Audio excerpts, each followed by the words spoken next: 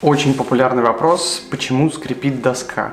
Дим, я купил новую доску, она скрипит, это нормально или нет? Ребят, скрипит не сама доска, как правило, если у вас скрипит доска, то что-то с этим не так. Скрипят бушинги, это резиновые штуки, можно так сказать, которые в подвеске. И от того, что они трутся об железное основание, в которое они вставлены, резина, когда трется об железо, она издает как бы скрипучий вот этот звук.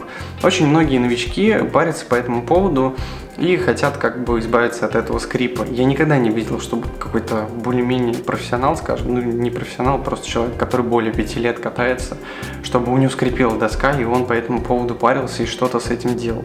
Это в основном люди, которые еще не очень много трюков умеют, которые очень озабочены тем, как они едут, как они выглядят со стороны или еще что-то. Это новички, первый-второй год катания, либо, может быть, они катаются 5 лет, но они еще толком ничего не умеют. Вот их очень сильно беспокоит, что доска скрипит. Окей, ребят, для вас есть решение. Многие там хозяйственным мылом смазывают, как-то разбирают. Кто-то туда ВДшкой капает, кто-то еще каким-то маслом смазывает. Если вам реально, если вас это бесит как-то этот скрип, вы можете вот что-то сделать из этого перечня, да? Для всех остальных, в принципе, это никак не нужно. Я езжу вот в наушниках, я даже не слышу. И даже без наушников, когда я езжу на доске, я не обращаю внимания на этот скрип. У всех эти бушинги скрипят, и в этом нет ничего такого. То есть это не то же самое, как приезжает скрипучая машина, да, машина не должна скрипеть, а скейтборд, как бы, этот скрип, это не говорит о неисправности, просто скрипит резина, и в этом нет ничего такого. Когда приезжает машина, и она скрипит, да, такое ощущение, что она вся разваливается. Вот в машине ничего скрипеть не должно, все должно быть смазано и вовремя обслужено. Если машина скрипит, а все, наверное, параллели с машинами или с чем-то проводят, то есть с автомобилями, тогда да, у автомобиля это говорит, скорее всего, о каком-то неполадке, либо где-то что-то трется, но там такого происходить просто, наверное, не должно. А в скейтборде вот этот скрип, он ни о чем не говорит и ни о чем не информирует, просто резина трется об железо, и это как бы нормально. Пишут на канале: снимай всегда с утра, не ночью, а то сидишь такой грустный, усталый, как в отзыве о прошлом стафе. Ребят, грустный, усталый или еще что-то. Никогда человек не грустный и усталый. У вас создается об этом впечатление, когда картинка, ту, которую вы видите, она предстает в другом виде для вас, да? Сейчас с двух сторон на меня светит свет, да? Какое словосочетание отличное.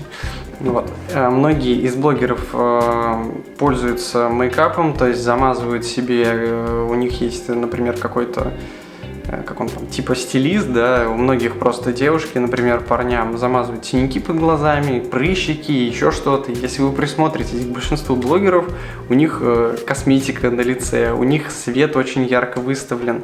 То есть это все решается за счет внешней обстановки.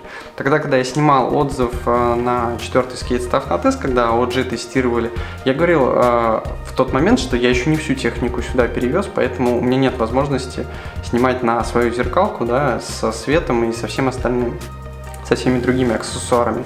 Поэтому у меня на тот момент была просто экшн-камера, и я снимал прямо на нее. Экшн-камера, она не предназначена для съемок такого формата, поэтому там немного картинка хуже, и кажется, что я усталый, или со мной еще там что-то происходит, но дело все просто только в свете, и как бы в картинке, и в передаче. Никаким мейкапом я не пользуюсь, и пока, в принципе, не собираюсь, наверное, к счастью. Популярный вопрос: куда смотреть, когда делаешь трюки? То есть куда смотреть: под ноги на доску, либо смотреть на препятствия, через которые ты летишь. Очень простой ответ, и уже миллион раз, кто мне в личку писал, отвечал в комментариях тоже. Вы открываете любой профайл и смотрите вот самый крутой профайл чувака, которого вы уважаете. Да? Вот лучше всего будет действовать так. Открывайте профайл и просто посмотрите, куда он смотрит в момент исполнения трюка.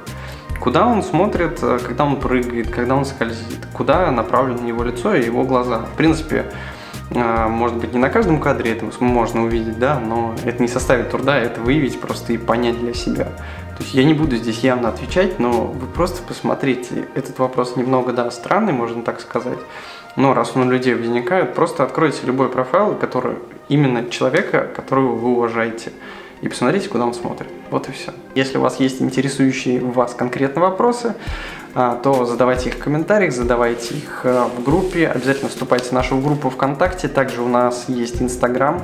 А все видосы с каткой, если кому-то интересно катание, да, оно всегда публикуется в Инстаграме в большем количестве, чем на канале. Здесь я не совсем представляю, как я буду представлять видео с катанием. Например, я на 15 секунд заснял какую-то дорожку, да, я же не буду отдельный видос для этого выкладывать.